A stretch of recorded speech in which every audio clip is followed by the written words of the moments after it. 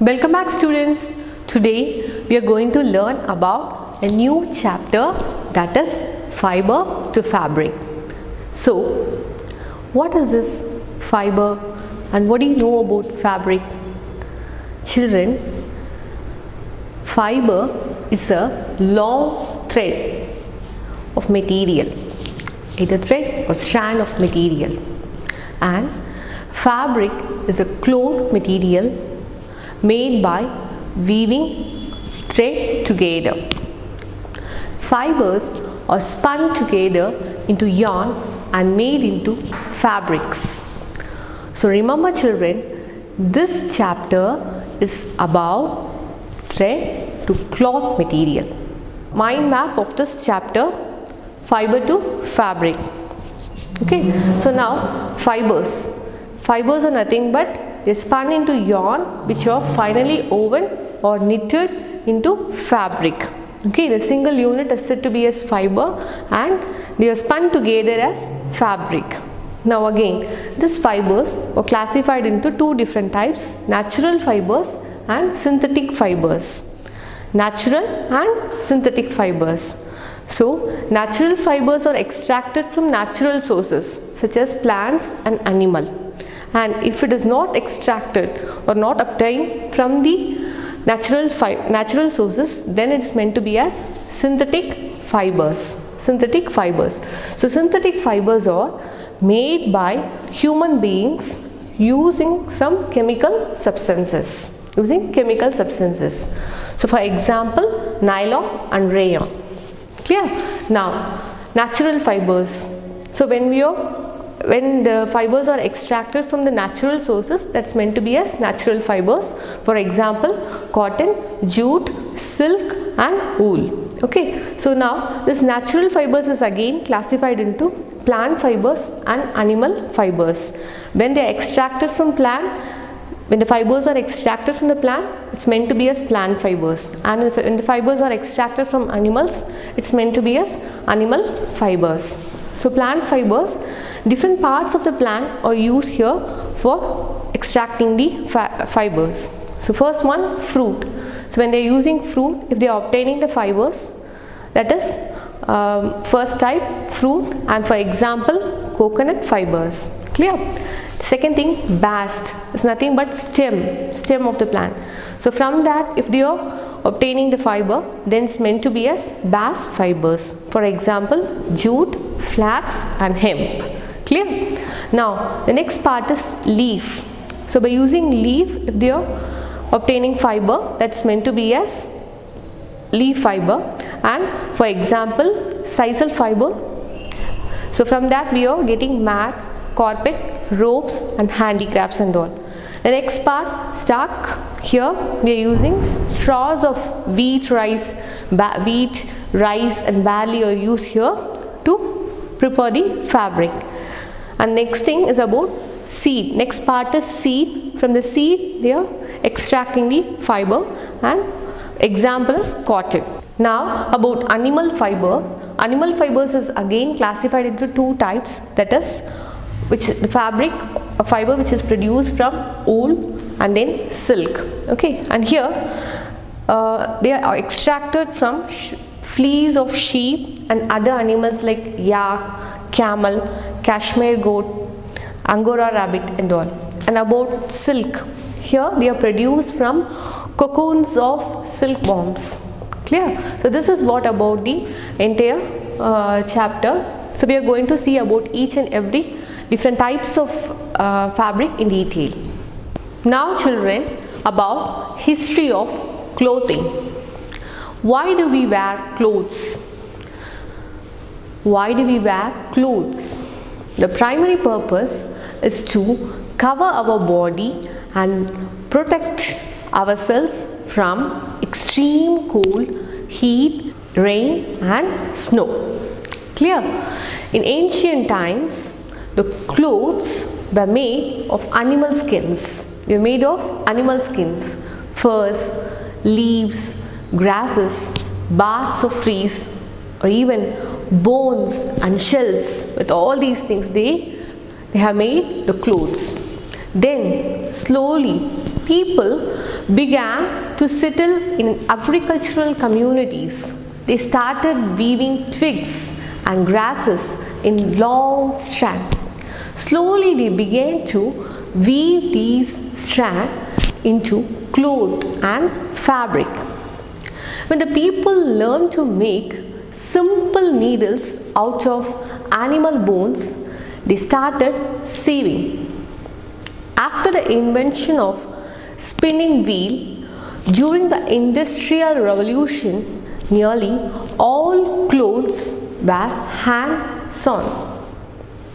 The spinning wheel brought revolution in the world of clothing, which eventually led to the factory-made clothes. Since then, clothing has undergone many changes over the years. Several varieties, textures and colors of fabrics are now available. So children, now about types of fabrics. We use blankets, birthday dress, our school uniform, beautiful curtains in our bedroom and all. Is it not? So there are varieties of fabrics and it plays a major role. Fabric protects us from cold, heat, rain and dust. We use blankets to keep ourselves warm and woven rugs to cushion our steps as we walk. Children, are all these made of the same material? No. Each fabric gives a different look and feel. Let me help you to understand by doing this following activity. Now children, take a small piece of different fabrics. It might be cotton or jute or silk, anything, a small piece of cloth. Cut the opposite sides of cloth with the scissors. Okay, then you will see some loose thread at the edge that you had cut. Pull a loose thread out. This is yarn. This is yarn, and it's nothing but a continuous thread. A fabric is made when a large number of such yarns are woven together. Clear? Now you might be getting like this also. So what do you want to do?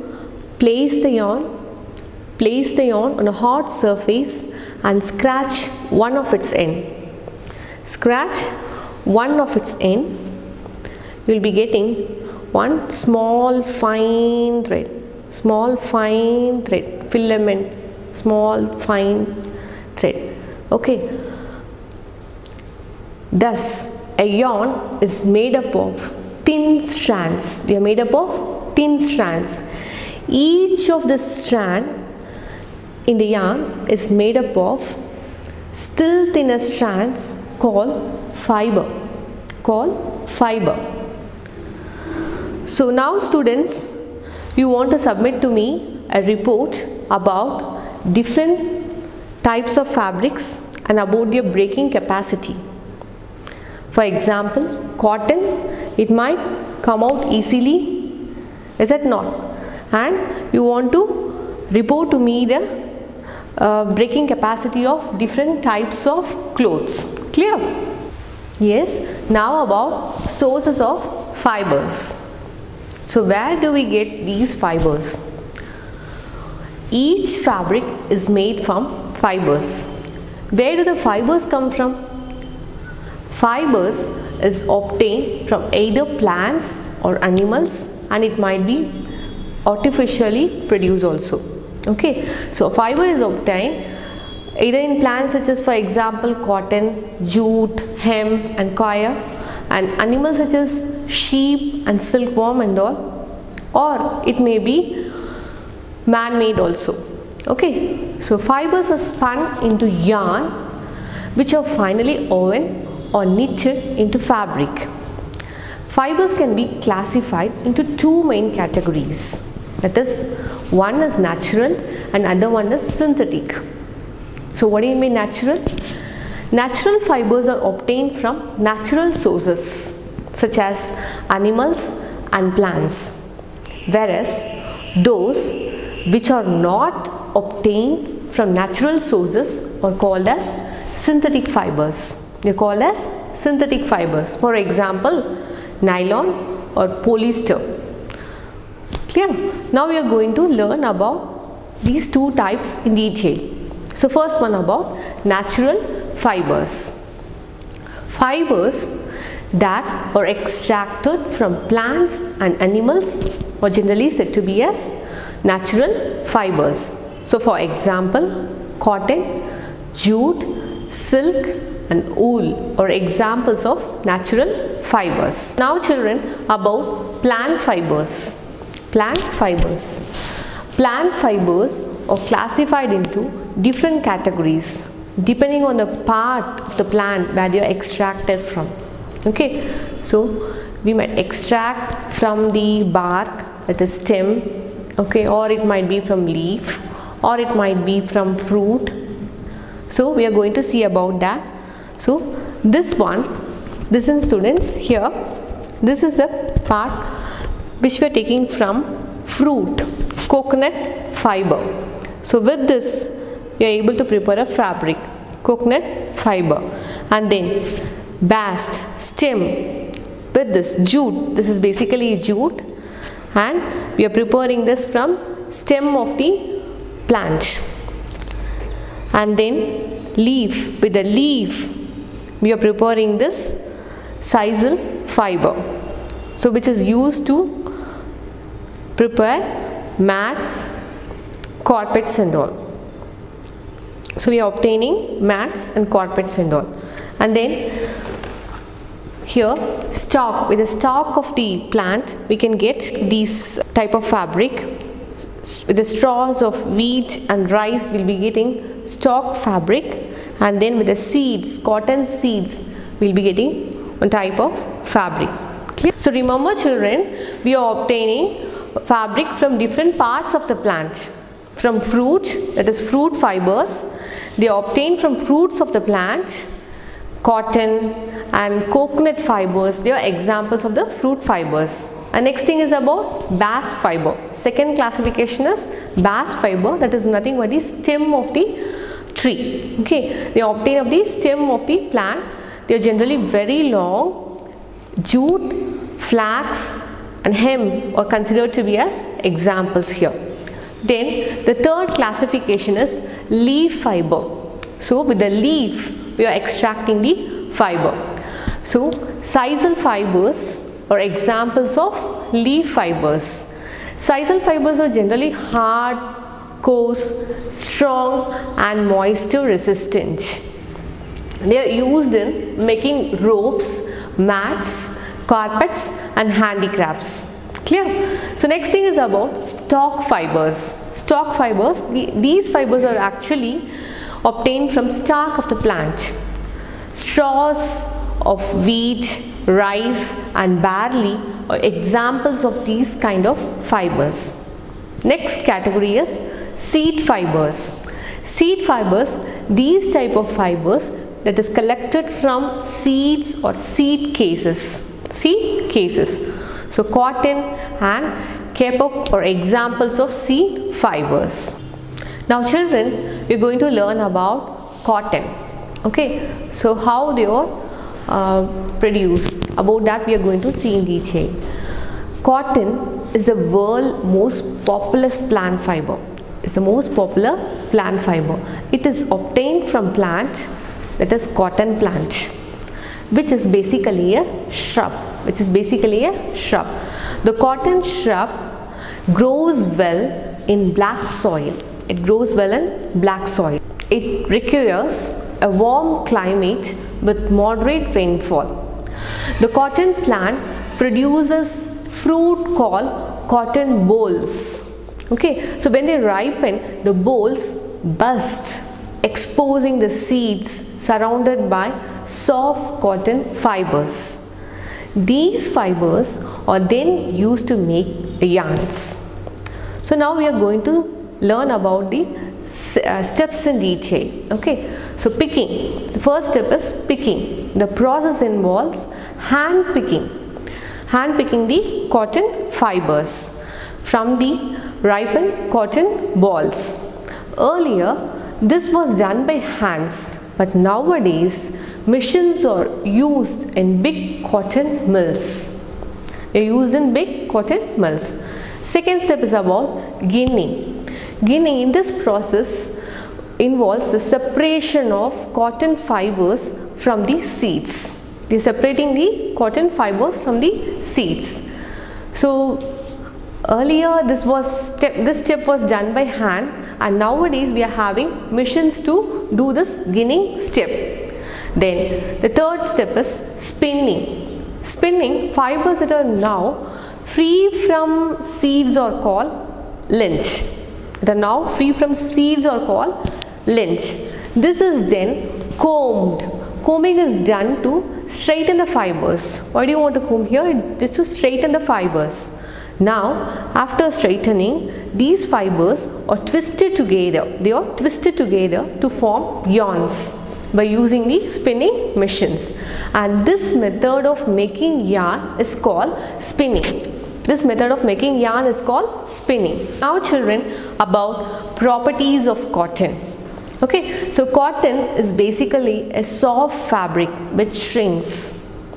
It is a breathable fabric as it allows air to pass through it. It absorbs moisture.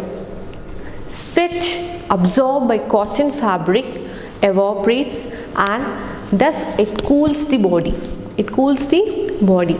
So that's why we are preferring cotton clothes on hot climates. Okay, during hot climates we are preferring cotton clothes. It gets wrinkled easily and needs lots of maintenance.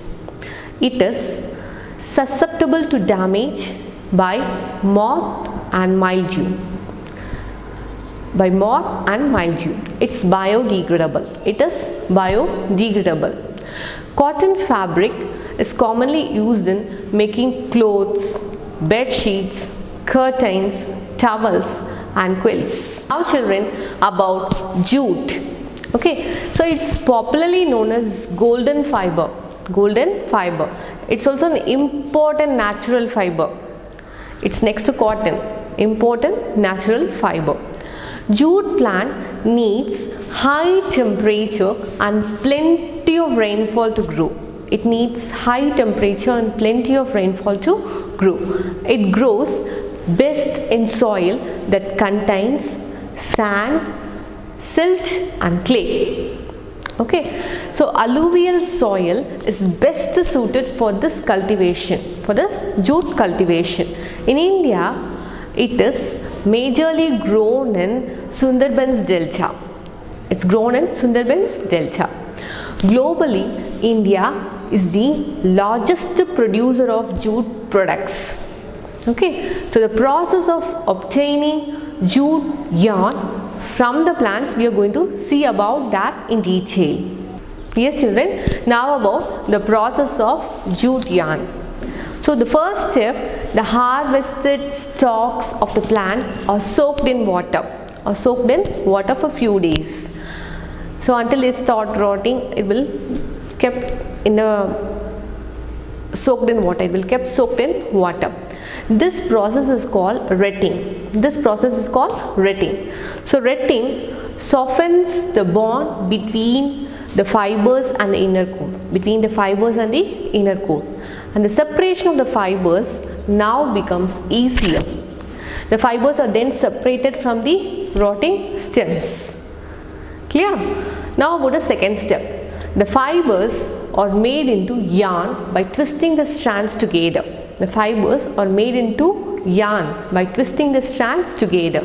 And this process of making yarn from fiber is called spinning. That is called spinning. Clear? Now about the strong threads made from the jute fiber are used in making sacks. Jute, yarn and twines are also woven into curtains, chair coverings, carpets and rugs. Now children, about the properties of fiber. Properties of fiber. Jute is basically a natural fiber with a golden silky shine, and that's why it's also termed as golden fiber. Golden fiber. It's biodegradable and recyclable, and thus it's also environment friendly. It is a coarse fiber. Jute fibers are not so strong as compared to other bast fibers, and it breaks easily. Better quality fibers have fairly high luster, and inferior quality fiber shows matte and pitted surface. Matte, the meaning of the word matte, not shiny, and pitted, small holes in case if it is present, that's said to be a pitted surface. So the inferior quality fiber shows here matte and pitted surface. Clear students? This is what about the properties of jute. Yes students, now about the second part, animal fibers. Animal fibers is nothing but fibers that are obtained from animals are known as animal fibers. So when we are obtaining or extracting the fibers from animals, then it's meant to be as animal fibers. So here wool and silk are common example. So the first category, about the first category, wool mainly obtained from fleece of sheep or other hairy animal such as yak, camel, Kashmir goat and Angora rabbit. Okay, so from these animals and all, they are obtaining the fleece, and then they are extracting the fibers. Okay, so the sheep is sheared to obtain fleece. Okay, so what do you mean by this sheared? Shearing is the process of removing hair from sheep. Once again, sheared is a process of removing hair from sheep. Okay, so after this process, bales of wool are packed. Okay, I mean their bundles of wool are just compressed and they are packed. Okay, and then they are sent to mills where they were cleaned and combed by a machine. They are cleaned and combed by a machine. This clean wool is thus spun to form fibers. So from this compressed and clean wool, they are producing out spun. They spun together to form fibers. Clear? They are used to make clothes. They are used to make clothes. So this is what about animal fibers. Yes students, now the properties of wool. Okay, so it is flexible, it absorbs moisture and dirt, it is flame resistant, mean to say the material will be resistant to catch fire. Clear? Yes students, now about silk. Okay, they are produced from cocoons of silkworms. Okay, so about the life cycle of silk moth. Here you can see the life cycle of silk moth. Okay, so first in the mulberry leaves, they used to feed on mulberry leaves. It hatches the egg on the leaves, and the egg will feed on the mulberry leaves, and in the second stage it becomes larva. Even this stage will feed on mulberry leaves. Okay, and then it will build a fine silk filament around it, and that is meant to be as cocoons. Okay, and that stage of the caterpillar is meant to be as pupa. Okay, and then once it's wounded by fine silk filament, then the next stage will be carried to the next stage, and you can see the silk moth formation from the cocoons. It will unwound from it and it will come out. Okay, in the hot water the processing will be there. Then you can get this moth, silk moth, and then it will become a butterfly. So this is what about the life cycle of silk moth. Now about a silkworm feeds on mulberry leaves and secretes an unbroken fiber cocoon around itself. So they'll feed on mulberry leaves and they are secreting an unbroken fiber, a continuous fiber meant to be as cocoons which around itself, surrounding itself, it will make this fiber. Then as the silkworm enters the pupa stage, the next stage is pupa stage of the cycle, it completely encloses itself in a cocoon made of silk. Okay, so it wraps around with a silk filament.